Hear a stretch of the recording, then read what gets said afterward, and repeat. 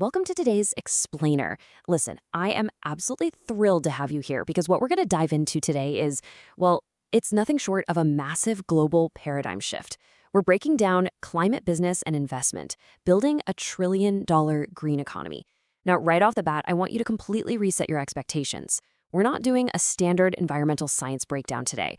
Instead, we're looking at this purely through the lens of an exclusive investment perspectives. We're talking about where capital is moving, why it's moving, and how the entire architecture of global commerce is literally being rebuilt right before our eyes. Just look at this quote. Climate change is not just a problem. It is the biggest economic opportunity of the 21st century. I really want you to let that sink in for a second. We spend so much time, and rightfully so, discussing the global threat. But today, we're completely flipping the script. This is all about the gold rush that comes with solving that threat. We are looking at an unprecedented transfer of wealth here. Governments are pouring massive funding into climate projects, and entire corporate empires are completely shifting their operations just to align with these new standards. And when we say gold rush, the numbers are absolutely staggering. We're talking about trillions of dollars in green investment currently flooding global markets. To put that into perspective for you, this economic shift is significantly larger than the dot-com boom.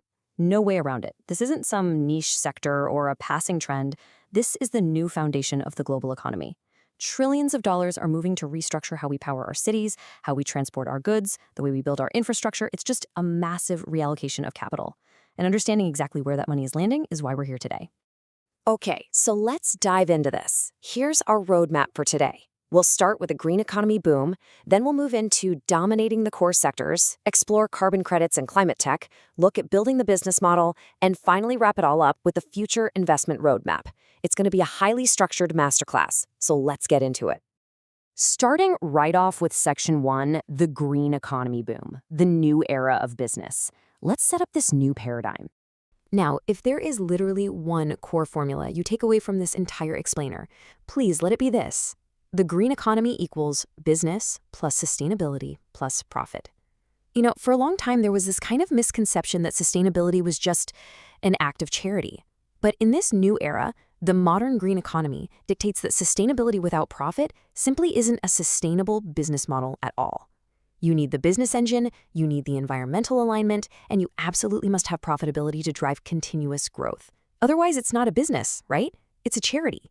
And this brilliantly illustrates the specific chain reaction driving this modern market. It all starts with the overarching climate problem. That problem forces governments to act, which creates intense policy pressure. Then, that policy pressure, think new regulations or massive subsidies, sparks market demand. And what happens whenever there's sudden market demand? It forces rapid innovation. At the very end of that chain, that is exactly where the massive business opportunity sits. You follow the policy, you find the innovation, and boom, you capture the opportunity. All right, moving on to Section 2, dominating the core sectors, dominating infrastructure. Let's shift our focus to the tangible, physical stuff, where the bulk of early capital is landing right now.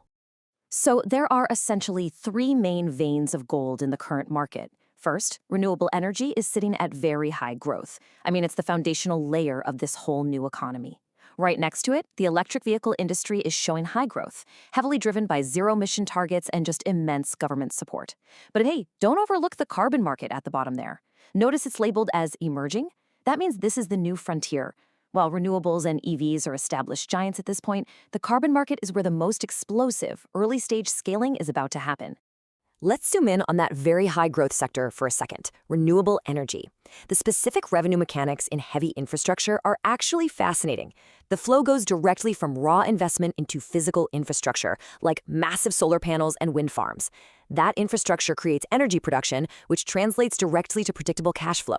So the solar business model relies heavily on direct electricity sales, while wind ventures typically generate revenue by supplying power right back to the larger grid. It's tangible, it's highly predictable, and for sure, it is massively profitable.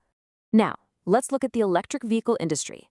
While everyone is completely focused on the flashy manufacturing of the cars themselves, the real, localized wealth is actually being built in the support systems. The immediate, high-demand opportunity right now, it's EV charging networks, literally building the gas stations of the future. Meanwhile, the massive future growth opportunity lies in the battery business, pioneering the tech that actually stores all that energy. Trust me, that's exactly where the smart money is positioning itself. Okay, Section 3, carbon credits and climate tech, intangible assets. We're transitioning from heavy infrastructure into the booming, highly scalable world of intangibles. Now, what's really interesting about this slide is that the carbon credit business model is almost like modern alchemy. Think about it. You start with a project, say a massive tree plantation or a new renewable energy facility. That project leads to a measurable carbon reduction. And because you reduce those emissions, you generate a credit. You then take that credit, sell it to the market, usually to a huge company looking to offset their own footprint, and you walk away with profit. An action that actually benefits the Earth literally mints a tradable financial asset. It's a completely brilliant system, isn't it? And facilitating all of this is climate tech. Make no mistake, software is completely eating the climate space. For startups and investors looking for those low overhead, high margin opportunities, this is it. We're seeing incredible advancements in AI being used as prediction tools, platforms that can model complex climate data and forecast energy needs. On the flip side, you have SaaS, software as a service, businesses building the monitoring software that big companies desperately need to track their environmental, social, and governance metrics. They say data is the new oil, and wow, that holds absolutely true in the green economy. Let's pivot from theory to execution with Section 4, building the business model, building a green venture. Here is the practical playbook. It really starts by understanding what investors actually want right now. You're going to hear the term ESG constantly. That's environmental, social, and governance.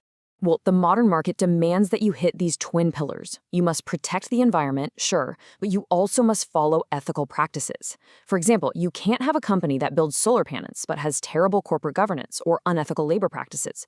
You simply can't save the polar bears while exploiting your workers, right? The smart capital out there requires absolute structural integrity across the board. To ensure that integrity, you have to build upward, step by step. First, right at the base, you must secure your investment capital. With that solid foundation, you build up your technology infrastructure. That infrastructure then allows you to reach higher and capture that massive market demand we talked about earlier. And sitting right at the very top, the crowning result of those three layers working in perfect harmony is your genuine sustainability impact. If you miss any single step in this pyramid, the whole structure becomes dangerously unstable.